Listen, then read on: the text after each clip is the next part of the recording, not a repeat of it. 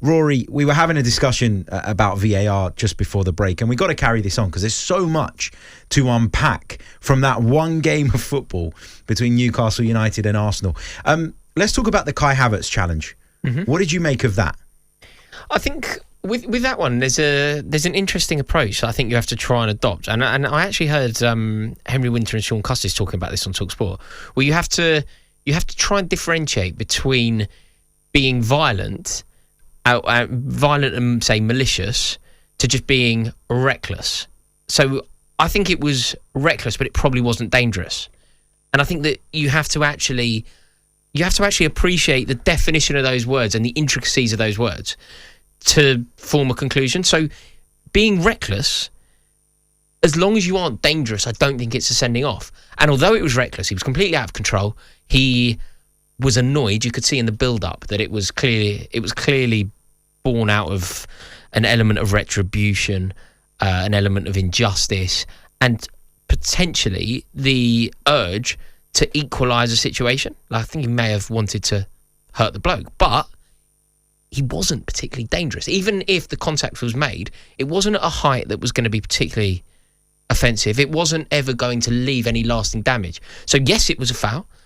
It could have been more because it was reckless, but it wasn't actually dangerous, was it?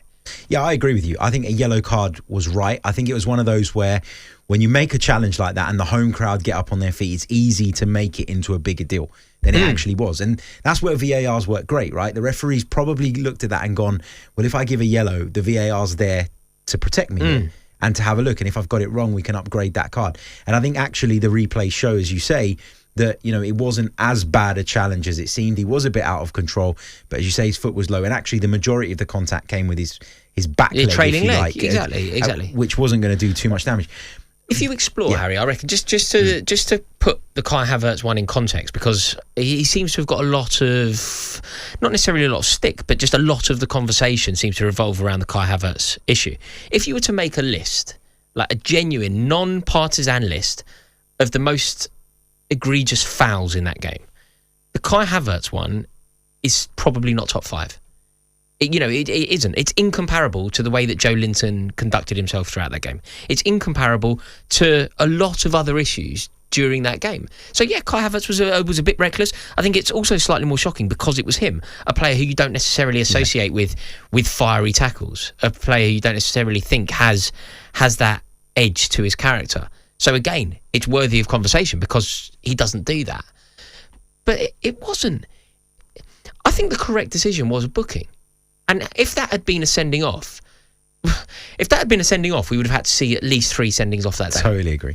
The referee would have been setting a precedent for the remainder of the game that he just wouldn't have Bruno Guimaraes can't have finished the game if Kai Havertz can't finish the game. Well, we spoke before the break. We both agree that Bruno Guimaraes was a red card. There's no debate around that. I mean, I can't believe it because it wasn't even. With Kai Havertz, there was at least...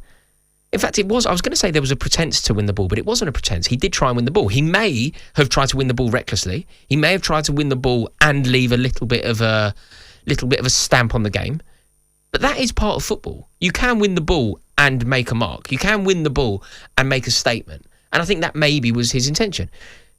There was nothing that Bruno Guimaraes did that even pretended to win the ball. It was only an assault. It was only an aggressive gesture that had nothing to do with football. He didn't win the ball and leave something on Jorginho.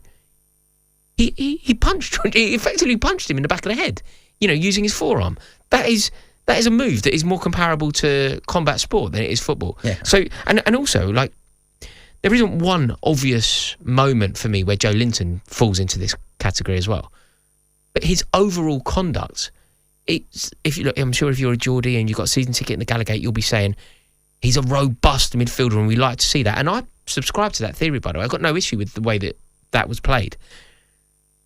But he was venomous throughout the game, wasn't he? Yeah, spiteful. Totally agree. There were players on both sides, I think, that crossed lines at times. We got to unpick the goal.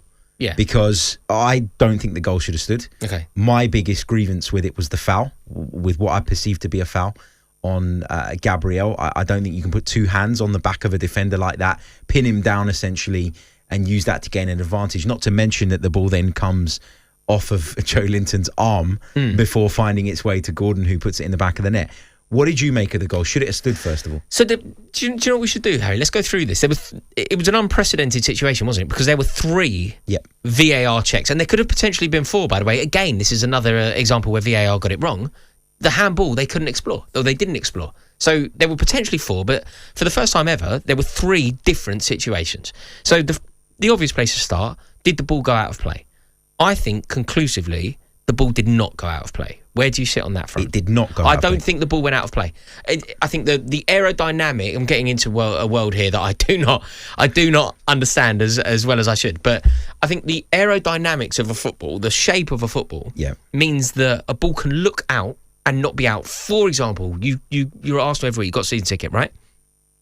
You will have seen an opposition player place the ball in the quadrant, take a corner, and you, from your seat, will go, hey, it's out. It isn't. But it's not. It's not, because the overhang of a football means that it can look out at one angle. It can be out, in fact. It can sit and rest out, but be in, because it's the whole ball over the whole line. So I agree with that, and that's why I can't say on the ball being in or out one way or the other. I saw a clip from BeIN Sport, which they did sort of weird triangulations and got really clever with it. You know, it's like NASA stuff. They concluded that the shadow of the ball was in. So when I say they concluded, it's important to take that with what it is. It's one angle, it's one conclusion. Okay, so fine. You don't think it was out of play? No. I'm not sure. Okay. Is my answer. Therefore, benefit of the doubt. Eh? Yeah, benefit of the doubt. You know, when they were talking about it after the game and they were explaining the curvature of the ball thing, you know, to me it looked out, but I appreciate that the evidence that we have means it was an inconclusive thing and you can't make that decision. Okay, so it's currently goal stands. The next one, let's save the biggest issue to last. So the next issue is Gordon. Was Gordon onside? Where there was a bit of confusion for me was with this whole, you know, when the goalkeeper's out of his goal and the rules are different with players behind the goalkeeper. And that was where I was like panicking during the game and trying to figure out what the deal is here. But what really irritated me was, and again, this is maybe an unconfirmed report, so I don't want to go too big on this, but some journalists were reporting that the PGMOL had said that they couldn't check that. Yeah, they can't. Because there was too many bodies in the way. They didn't have the correct angle. What kind of wild excuse is that? This is another example as to why VAR is doing nothing but destroying the game and why VAR needs to be scrapped immediately. Crucial moment of the game, they didn't have the angle from the Joe Linton header to know conclusively whether it was offside or not. So the answer is they don't know. Therefore, we can have opinions, but if the techie crew don't know, I think it's very difficult for us to know. So again, my suggestion here for our conversation, at least, is benefit of the doubt. Okay, just quickly on the foul, because we're going to. This is the important one. Go on. This is the important. What's your? My feelings are clear. Said them already. I think that what I would say is, yes, there was contact. Yes, the contact was robust and fairly strong. I would say that what I would want from my centre half there is to be stronger. Oh, come on, Rory. I do. Come on. I don't think Joe Linton can push Saliba out the way like that. I don't think Joe Linton would push Rio Ferdinand out the way like that. The thing is, it's Gabriel who's involved in the incident, right? And what Gabriel has to do in that instance, where the ball is coming at that angle, he can't just leap forward and, you know, head it, because he's going to head it into the back of his own net. So what he has to do in that instance is he has to stoop. I think he got his body shape all wrong here. This is a very kind approach to his body shape. I think he needs to stoop so that he can flick the ball backwards, which puts you off balance, which means a bit of contact, which you accept that there is. There is contact, with both arms from a player as big and as strong and as powerful as Joe Linton is going to knock you off balance. Therefore, his contact is impacting on your ability to clear the ball. So how is it not a foul? I don't think that it was strong enough to warrant. There is He's literally hanging on him. He's literally hanging on the guy. He is using him as leverage to get up himself. I think it was more of a shove than a purchase in order to elevate himself. I just think that you've got two behemoth men, two colossal footballers, right? Units. One was stronger than the other one. one wanted it more than the other. I do think sometimes we can really explore this stuff. We can go deep into, the ins and outs. But sometimes football's a really simple game. One geezer was stronger than the other one. At one stage as well, he's got his hand on his head.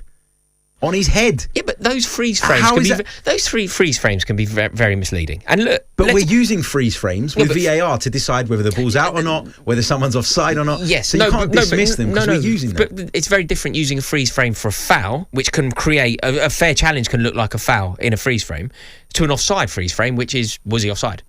So I think that the freeze frame in this exact example doesn't work. The question I'll leave you with: two of the best centre halves you've ever seen, presumably Sol Campbell, Tony Adams. Yep. Both of them head it over the bar. I don't know. Not if they've got someone the size of Joe Linton hanging on the top of them. On AM, on DAB, via the talkSPORT app and on your smart speaker. talkSPORT.